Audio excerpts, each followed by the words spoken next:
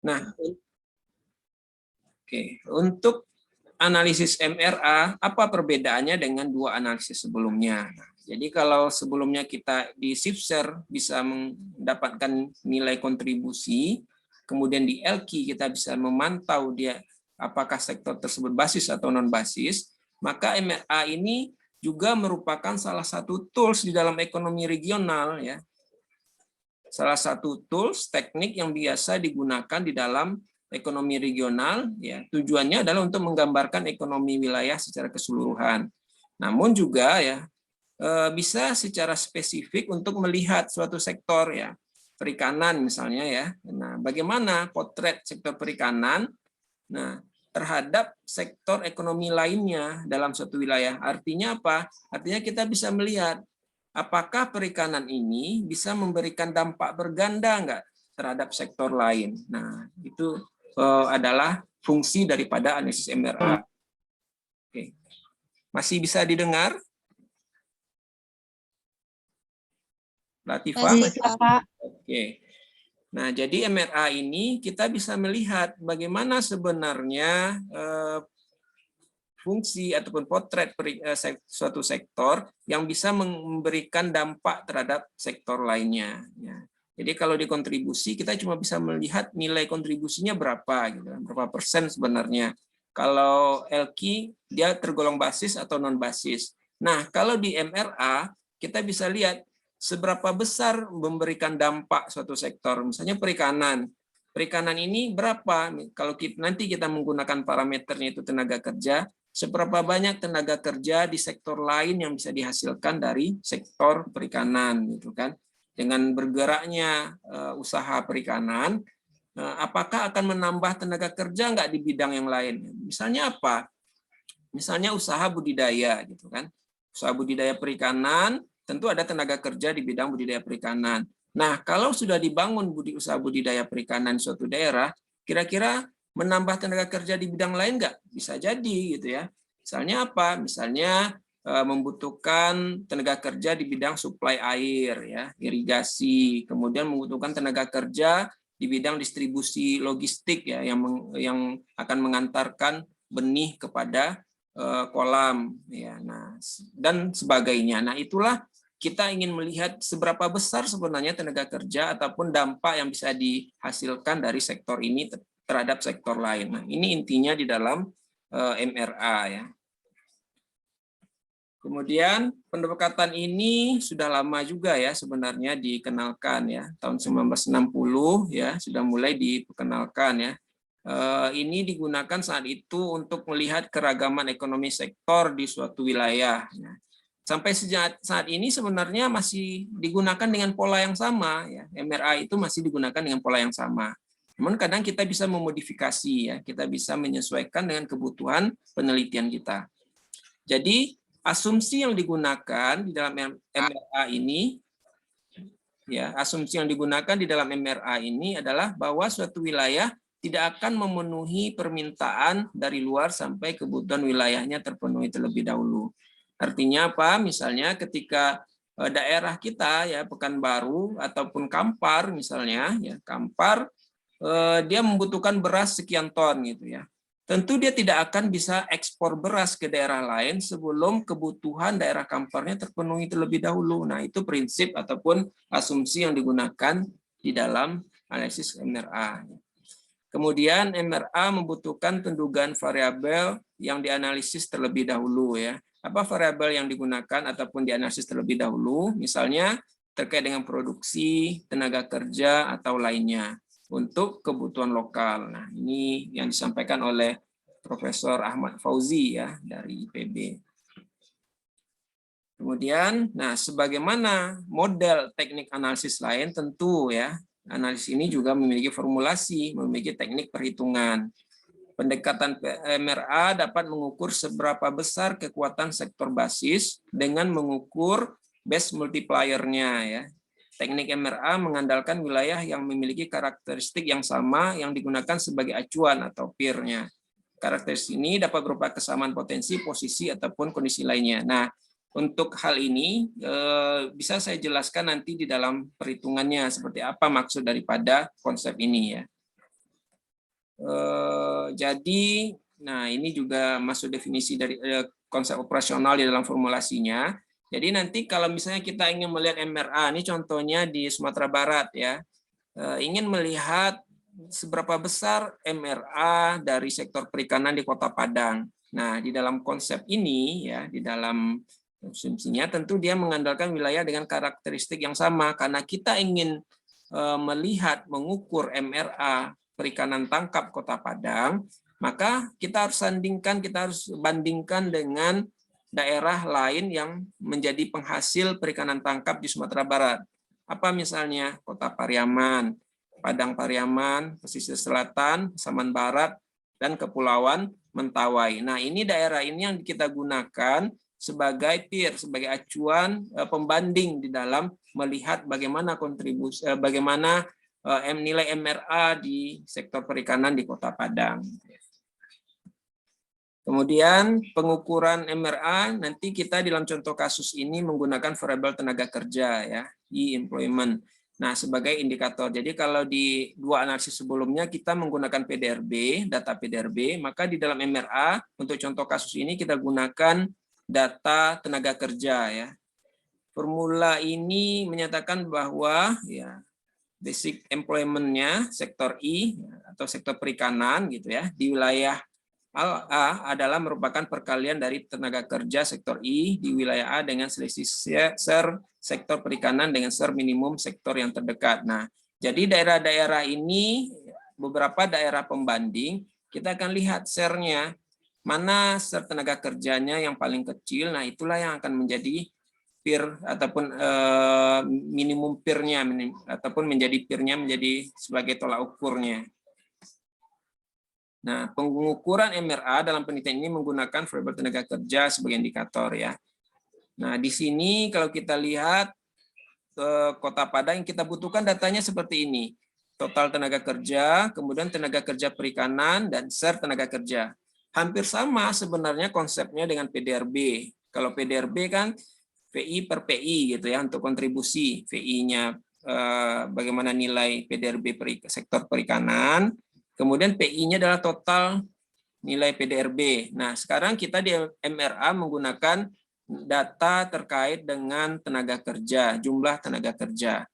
Nah, di Kota Padang sendiri pada tahun tersebut gitu ya, total seluruh tenaga kerjanya sebanyak 304.000 gitu ya, 304.790 orang. Kemudian untuk tenaga kerja perikanan saja itu jumlahnya adalah 6.898.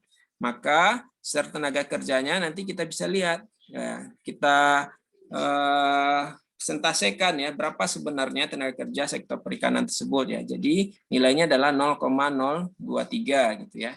Begitu juga dengan kota lainnya sehingga kita bisa lihat di sini mana SER tenaga kerja yang paling kecil. Berarti di sini adalah Kabupaten Pasaman Barat yang jumlah tenaga kerja perikanannya ini paling kecil dibandingkan dengan total tenaga kerja di daerah lain ataupun dibandingkan dengan kabupaten kota lainnya.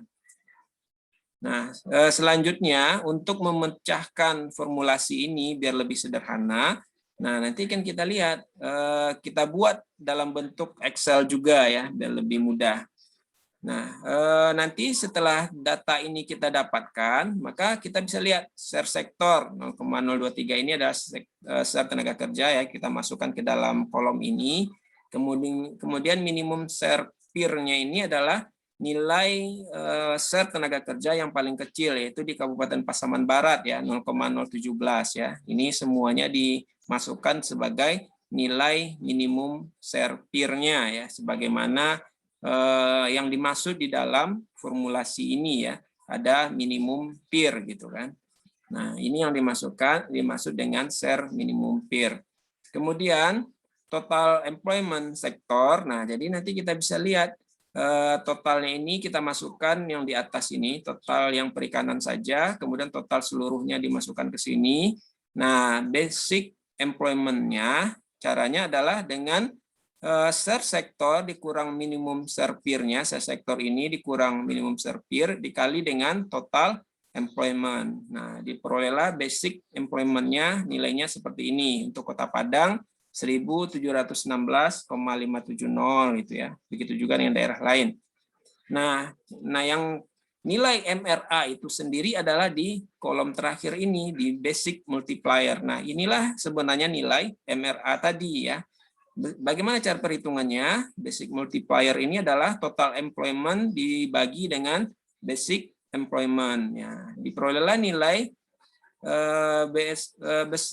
nilai MRA ataupun basic multiplier-nya sebesar 177,6 gitu kan di Kota Padang. Kota Pariaman 50,4. Kemudian Padang Pariaman 95,0, selanjutnya Pesisir Selatan 14,1, Kabupaten Kepulauan Mentawai 14,0 gitu ya. Apa kesimpulan dengan data-data ini ya? Kota Padang 177,6 artinya apa gitu ya. Nah, maksud daripada hasil MRA ini adalah jadi seperti yang saya sebutkan tadi bahwa melalui MRA kita bisa mendapatkan bagaimana sebenarnya dampak yang bisa dihasilkan, yang ditimbulkan dari sektor basis tadi ya, terhadap sektor lainnya ataupun sektor non basis. Gitu. Nah, berdasarkan contoh tadi, kita bisa melihat base multiplier daripada subsektor perikanan. Pengganda basis ini dihitung berdasarkan rasio antara total tenaga kerja perikanan dibagi dengan basic employment. Nah, Kota Padang dalam analisis ini memiliki nilai basic multiplier itu sebesar 177,6 ya, 177,6. Nah, ini nilainya. Jadi hal ini menunjukkan bahwa setiap 177 tenaga kerja yang diciptakan oleh sektor basis ataupun sektor perikanan akan menghasilkan 0,6 tenaga kerja di sektor non basis. Artinya setiap diterima ataupun setiap bertambah 177 orang tenaga kerja di perikanan, maka tenaga kerja di sektor lain itu akan bertambah sebanyak 0,6 orang ya. Artinya sekitar setengah orang lah gitu ya tenaga kerja gitu ya. Jadi kalau 2 kali 177 ini ya sekitar 300-an baru mendapatkan satu tenaga kerja di bidang sektor non basis. Jadi daerah yang memberikan efek pengganda terbesar adalah Kota Pariaman. Nah, jadi kalau kita lihat di sini, Pariaman itu memberikan nilai basic multiplier-nya 50,4. Artinya setiap 50 orang tenaga kerja yang diharapkan ya ataupun yang diperoleh dari sektor perikanan, maka akan tercipta 4 tenaga kerja di sektor non basis. Baik, nah ini adalah penjelasan terkait dengan MRA. Nah, jadi materi kita sampai pertemuan 13 ini ya. Jadi untuk pertemuan ke-14 nanti Dio dan juga rekan-rekan yang lain, teman-teman yang lain, pertemuan ke-14 bisa kita agendakan hari ini atau besok, tetapi tidak secara sinkronus ya. Secara asinkronus itu berupa latihan mengerjakan analisis SIFSER dan LQ ya. Jadi pertemuan 14-nya berupa tugas mandiri, berupa latihan mandiri tentang analisis SIFSER dan juga LQ berdasarkan tugas yang telah dibuat ya Excel dalam PDRB yang telah dibuat yang dipindahkan ke dalam Excel. Nah, nanti misalnya ada yang dapat di Kota Padang gitu ya. Nah, bekerja sama dengan temannya yang dapat Sumatera Barat, carilah nilai kontribusi Kota Padang dan juga nilai LQ perikanan Kota Padang. Bagi yang ternyata sudah berusaha mencari PDRB seluruh sektor, ternyata PDRB-nya yang diperoleh seperti ini saja gitu ya, nggak ada rinci tentang perikanan gitu ya, nggak ada detail membahas tentang subsektor perikanan. Nah, kalau kondisinya demikian sudah berusaha, tetapi yang dapatnya cuma seperti ini, maka yang dikerjakan adalah yang A ya, yang A dalam artian lapangan usaha, pertanian, kehutanan, dan perikanan gabungan berarti ya, gabungan dari beberapa sektor. Nah, berarti nanti pembandingnya untuk mencari LQ berarti untuk provinsinya juga gabungan, bukan sektor perikanan saja, berarti sudah gabungan dari pertanian, kehutanan, dan perikanan. Baik, sampai di sini kira-kira bisa dipahami atau ada pertanyaan?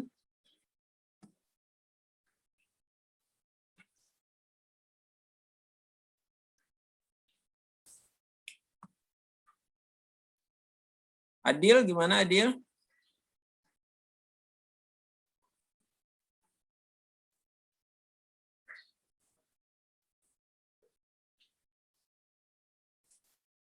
Devi, ada pertanyaan Devi?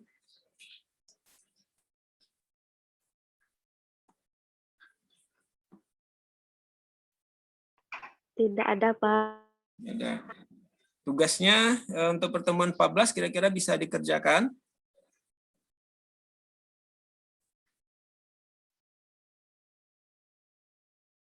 Maaf sebelumnya, Pak.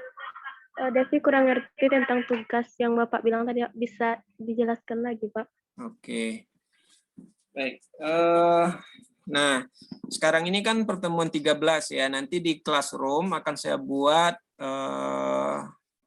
jadwal untuk pertemuan 14 ya. Artinya pertemuan 14 ini kita latihan mandiri ya. Latihan mandiri mengerjakan tugas. Tugas sebelumnya ini itu kan saya tugaskan mencari PDRB. Mencari PDRB, masing-masing satu orang mahasiswa itu beda dengan temannya yang lain. Jadi artinya PDRB yang satu berbeda dengan yang lain. Nah, setelah didapatkan PDRB itu datanya seperti ini ya. Datanya kalau PDRB baru itu seperti ini. Nah, nanti data PDRB ini dipindahkan ke dalam Excel ya, dipindahkan di dalam Microsoft Excel. Kemarin saya coba lihat ada yang sudah mencoba menulis melampirkan di absen, kemudian ataupun ada yang sudah ditugas, sudah ada yang mengerjakan ya, sudah ada yang mengerjakan. Ini dipindahkan ke Excel, kemudian setelah itu, nah sebentar ya, saya contohkan.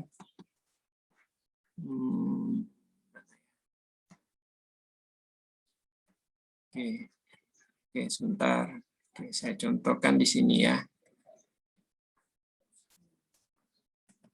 Nah, ini contoh PDRB ya, PDRB yang sudah dipindahkan. Jadi satu orang di tugas sebelumnya itu mencari PDRB. PDRB itu produk domestik regional bruto, disalin, dipindahkan ke dalam Microsoft Excel. Ini 5 tahun ini ya, time series 5 tahun. Bisa di-download di BPS. Kata kuncinya apa? Ya PDRB Padang, misalnya PDRB Bukit Tinggi, PDRB Kampar gitu ya. Tergantung tugasnya masing-masing. Devi dapat PDRB di mana? Di kota apa? Devi dapat dari Inhu, Pak. Inhu ya, berarti PDRB Indragiri Hulu. Nah, nanti PDRB Indragiri Hulu itu dipindahkan ke Excel seperti ini. Nah, nggak banyak kok. Nah, seperti ini. Ya, nanti perhatikan juga tanda ininya, koma, titik ininya, sehingga nanti bisa dihitung ya. Nah, kalau Inhu berarti nanti Devi kerjasama dengan siapa yang dapat tugas di Provinsi Riau. Nah, ini Provinsi Riau nih. Jadi nanti 2 sheet ya, sheet 1. Sheet 1-nya itu adalah PDRB Inhu, sheet 2-nya adalah PDRB Provinsi Riau. Nah, PDRB Provinsi Riau, nah datanya seperti ini, hampir sama ya. Ini sektor-sektornya.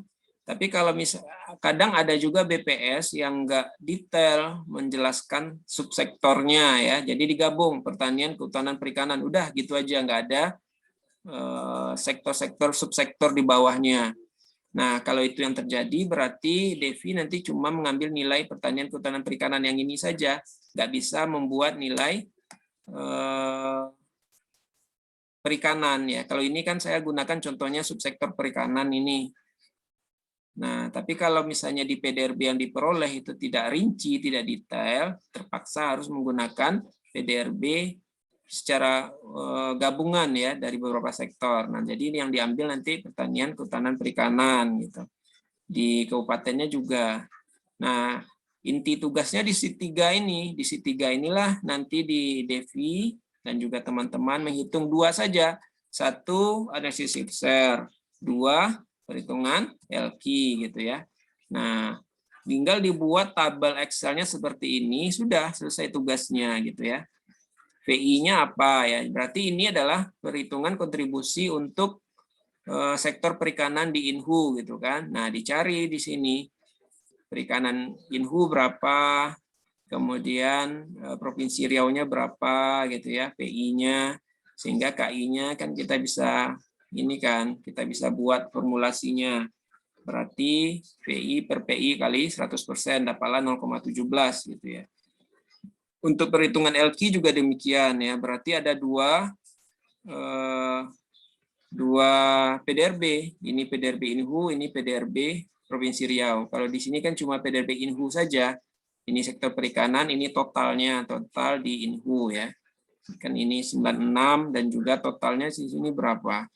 Totalnya yang non migas di sini 5.595 gitu ya. Nah, berarti diperolehlah kontribusi sektor perikanan di Inhu sebesar 0,17. Kalau LQ berarti 2 PDRB. Nah, diperolehlah LQ-nya 0,11 sehingga semuanya tergolong selama 5 tahun terakhir di Inhu tergolong non basis. Nah, tugasnya seperti ini saja dalam bentuk Excel ya, dalam bentuk dikumpulkan dalam bentuk pertemuan 14 itu dikumpulkan dalam bentuk Microsoft Excel.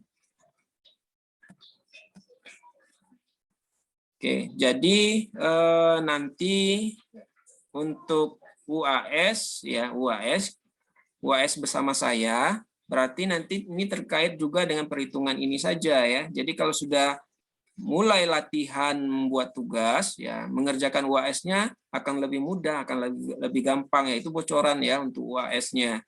UAS-nya lebih banyak kepada bagaimana teknis perhitungan ini ya, analisis ini. Nah, gimana Devi, bisa dipahami?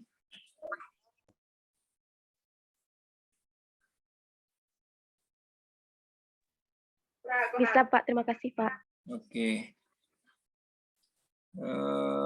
Rince gimana Rince Junika?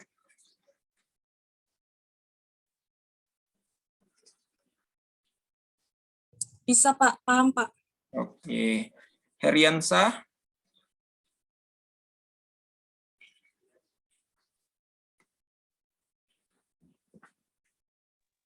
Ya Pak.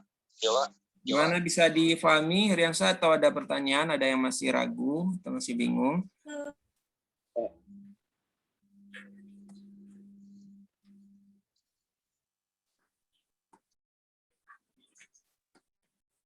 Bisa difahami ya, Heriansah?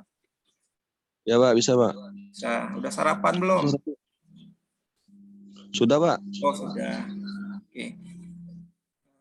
Mardia Ulfa gimana?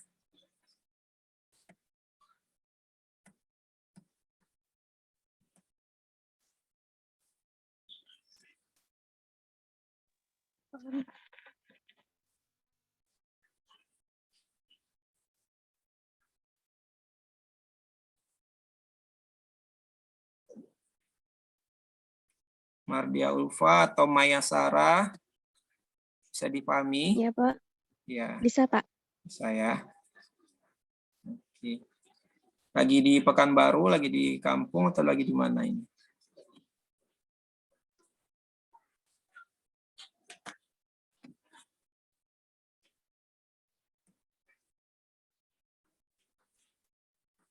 Baik, kalau tidak ada pertanyaan, semua bisa difahami. Lebih kurang itu saja ya pertemuan dari saya terkait dengan ekonomi regional. Nah, sekali lagi saya sampaikan bahwa pertemuan dengan saya dari 4 pertemuan ini lebih banyak membahas tentang tools ataupun teknik di dalam analisis perhitungan yang terkait dengan ekonomi regional. Skill ataupun walaupun kita kuliahnya ini hanya teori ya, tapi dari tim pengajar juga berharap rekan-rekan semua bisa mendalami ataupun bisa memahami ya tools ini ya, karena tools ekonomi regional ini juga banyak digunakan di dalam penelitian, juga banyak dipakai di dalam penelitian-penelitian, apakah itu skripsi ya, apakah itu penelitian-penelitian yang lain ya, karena ini juga berkaitan dengan kebijakan makro terkait dengan apalagi khususnya di bidang perikanan ya. Nah, sehingga diharapkan kalian semua bisa memahami, bisa menggunakan ya, apalagi bisa menggunakan targetnya itu bisa menggunakan tools analisis ini ya, bukan hanya sekedar mengetahui ya atau memahami, tetapi juga bisa menggunakan tools ini ya, sehingga kita juga bisa membuat kesimpulan. Orang membuat kesimpulan misalnya daerah ini sektor perikanannya punya pengaruh besar nggak terhadap perekonomian ya. Kita nggak bisa asal ngomong, tentu kita kalau kita di insan akademik berbicara tentu harus dengan data ya. Data yang ada itu kita olah sehingga kita dapatkan kesimpulan, baru kita bisa bicara, oh iya daerah ini di tempat saya sebenarnya perikanan itu adalah sektor basis. Perikanan itu adalah sektor yang memberikan dampak yang berganda yang signifikan terhadap sektor lainnya. Nah, kalau kita bisa berbicara seperti itu, tentu kita harus menggunakan data. Maka dengan data-data ini kita juga bisa memberikan semacam kesimpulan, bisa merekomendasikan kebijakan kepada daerah-daerah terkait ya, apakah daerah kita ya ataupun daerah-daerah tempat kita melakukan penelitian ya. Jadi nggak asal ngomong ya, nggak asal ngomong bahwa kalau kita bayangkan bahwa perikanan banyak ya, banyak orang yang budidaya, kemudian ada lahan tangkapnya. Tapi apa benar ya, apa betul perikanan itu menjadi tulang punggung bagi perekonomian daerah? Tentu harus kita lakukan perhitungan dulu. Tentu harus kita lakukan analisis. Nah, analisis inilah yang nantinya bisa kita gunakan untuk bagaimana membuat kesimpulan itu. Baik, barangkali itu saja ya pertemuan dari saya. Nah, nanti untuk pertemuan 14 kira-kira dibuatkan jadwalnya hari ini atau besok kira-kira? Gimana Ketua Dio? Kuliahnya pakai Zoom juga Pak hari ini? Enggak. Kuliah pertemuan 14 itu enggak pakai Zoom. Pertemuan 14 itu cuma nanti saya buatkan absennya, kemudian link pengumpulan tugas. Berarti kalau misalnya besok, absennya terhitung besok, pertemuan 15, nanti saya bisa rekap absen itu karena sudah diminta oleh akademik ya sebelum ujian, sudah selesai pertemuan sampai 15. Jadi pertemuan 15 ini hanya tidak menggunakan Zoom ataupun tidak menggunakan Google Meet, hanya latihan mandiri, latihan sendiri di rumah masing-masing. Tapi nanti sebagai bukti absennya itu adalah mengumpulkan Excel ini, tugas ini. Oke, gitu Dio. Gimana besok atau hari ini?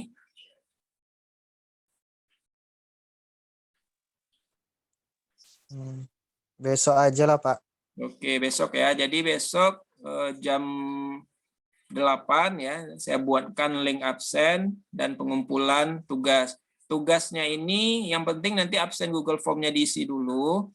Tugasnya dikumpul sebelum UAS ya. Tugasnya dalam bentuk melengkapi tabel Excel yang dibuat dengan perhitungan SIPSER dan juga LQ gitu ya.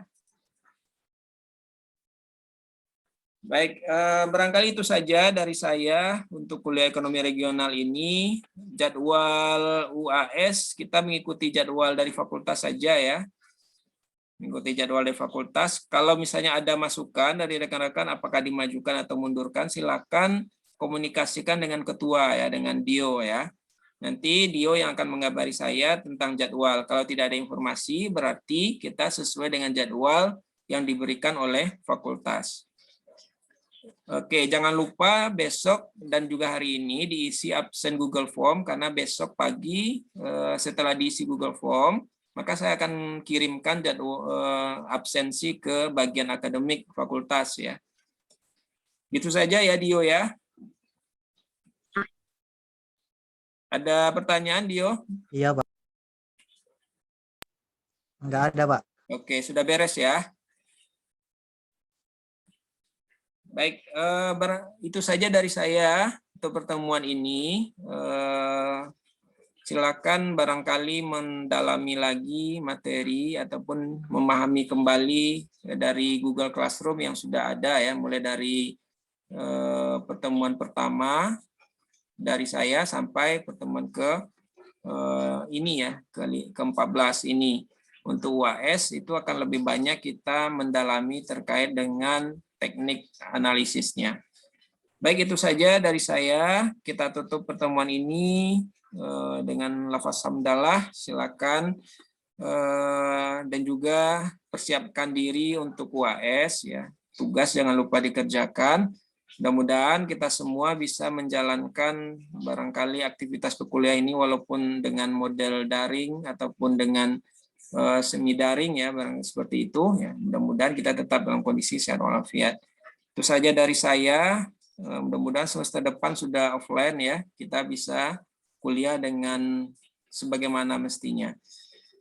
Baik, itu saja dari saya. Kita tutup. Assalamualaikum warahmatullahi wabarakatuh. Waalaikumsalam warahmatullahi wabarakatuh. Terima kasih, Pak. Ya, terima kasih ya semua. Terima kasih, Pak. Sama-sama.